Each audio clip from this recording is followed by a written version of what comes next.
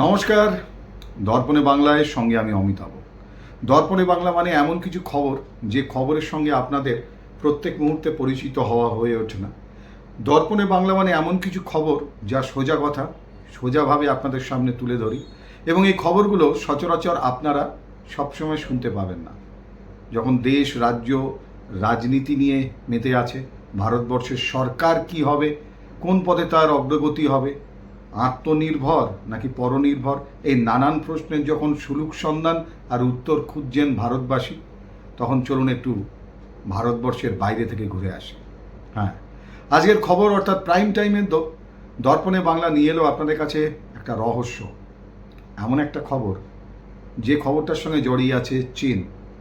আমরা জানি চীন মানে ভারতবর্ষের পর দ্বিতীয় বৃহত্তম জনসংখ্যায় এবং প্রযুক্তিগতভাবে বেশ কিছু উন্নয়ন তারা ইতিমধ্যেই বিশ্বকে তাক লাগিয়ে তৈরি করতে সক্ষম হয়েছে। সেই চীনেরই একটি গ্রাম, যে গ্রামের নাম হুয়াস্কি। শোনা যায় সেই গ্রামে নাকি সবাই কোটিপতি, অর্থাৎ সেই গ্রামের যারা বাসিন্দা সবাই নাকি কোটিপতি। এমনই একটি গ্রাম রয়েছে চীনের এক প্রদেশে, যার নাম হুয়াস্কি।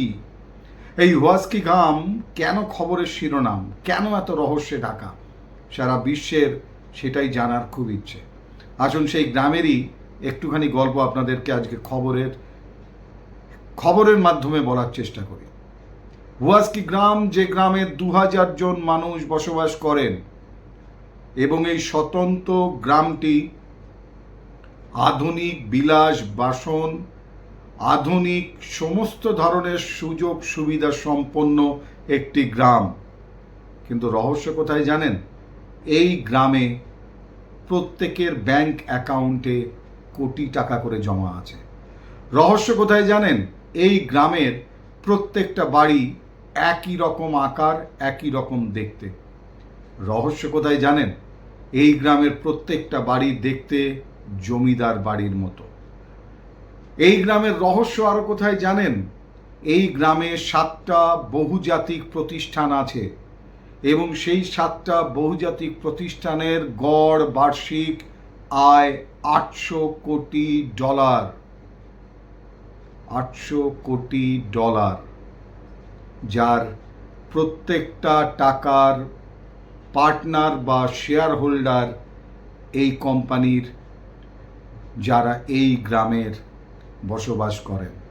অর্থাৎ এই গ্রামে যে 2000 জন বসবাস করেন, তারাই হচ্ছেন এই 7টা বহুজাতিক প্রতিষ্ঠানের শেয়ার হোল্ডার বা পার্টনার।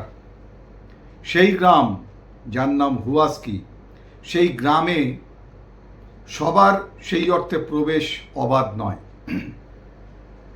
সেই গ্রামে আপনি কোনো ক্লাব, কোনো নাইট ক্লাব, আপনি সেই গ্রামে না পাবেন কোনো মদের দোকান, না পাবেন কোনো সরাইখানা, না পাবেন কোনো নাইট ক্লাব।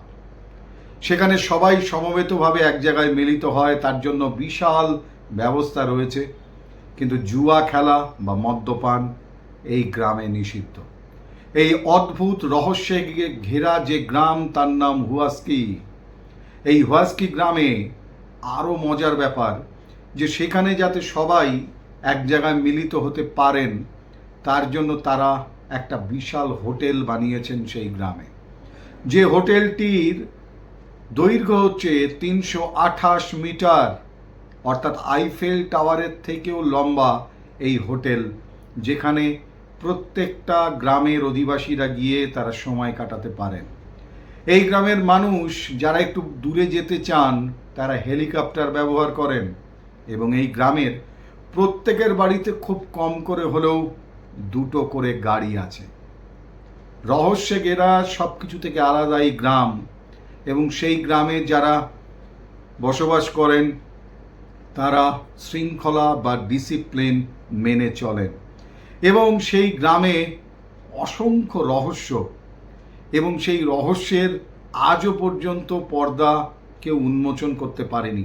কারণ এই গ্রামে যারা কাজ করেন তাদের কোনো ছুটি নেই, অর্থাৎ সপ্তাহে 7 দিনই তাদেরকে কাজ করতে হয়, এবং তাদের সেই 7 দিন কাজ করা অনবরত কাজ করা, এটাই তাদের অভ্যেস। এই গ্রামেই তৈরি হয়েছে বিশ্বের ঝুলন্ত গ্রাম। যে হোটেলটির কথা এক্ষুনি বলছিলাম 328 মিটার লম্বা, সেই হোটেলটি আসলে এই গ্রামে। সারা পৃথিবী তাকে চেনে চীনের ঝুলন্ত গ্রাম হিসাবে। এই হোটেলের চূড়ায় একটি ষাঁড় বা বৃষ, তার একটি মূর্তি রয়েছে সোনার।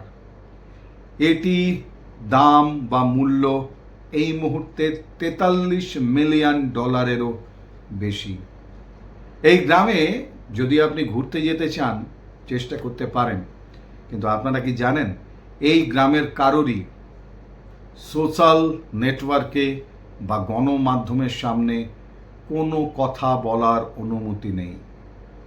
হ্যাঁ, এমন একটি গ্রাম যেখানে সবাই দামি দামি ব্র্যান্ডের জিনিসপত্র, গাড়ি ব্যবহার করেন।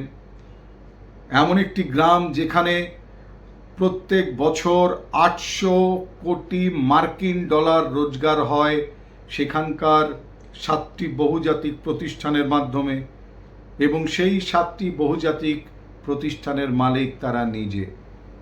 এই গ্রামটি যদি একবার ঘুরে আসতে চান আসতে পারেন ঘুরে, কিন্তু জানি না সেখানে আপনাদের প্রবেশ অধিকার দেয়া হবে কিনা। কিন্তু এই মুহূর্তে এরকম একটি গ্রামের খবর আপনাদের কাছে ছিল কি? যদি না থাকে তাহলে অবশ্যই কমেন্টসে জানান। কারণ দর্পণে বাংলা মানে সোজা কথা সোজাভাবে, কিন্তু এমন কিছু কথা যেটা সচরাচর আপনি জানতে পারেন না। এরকমই অদ্ভুত কিছু খবর আর বিভিন্ন ঘটনা সম্পর্কে জানার জন্য নজর রাখুন দর্পণে বাংলায়। কে বলতে পারে এই রকম একটি গ্রামে যাওয়ার সুযোগ হয়তো আপনিও পেতে পারেন, যে গ্রামের প্রত্যেকে ধনী এবং যাদের প্রত্যেকের ব্যাংক অ্যাকাউন্টে জমা আছে কোটি কোটি টাকা। দর্পণে বাংলার বিশেষ খবর বা প্রাইম টাইমের এই অজানা খবর নিয়ে আবার ফিরে আসব আগামী এপিসোড বা পর্বে। ততক্ষণের জন্য সকলকে শুভরাত্রি। আর হ্যাঁ, নানান ধরনের পরিচিত বা প্রত্যেক দিনের খবরের বাইরে খবর দেখতে চোখ রাখুন দর্পণে বাংলা। দর্পণে বাংলা মানে সোজা কথা সোজাভাবে।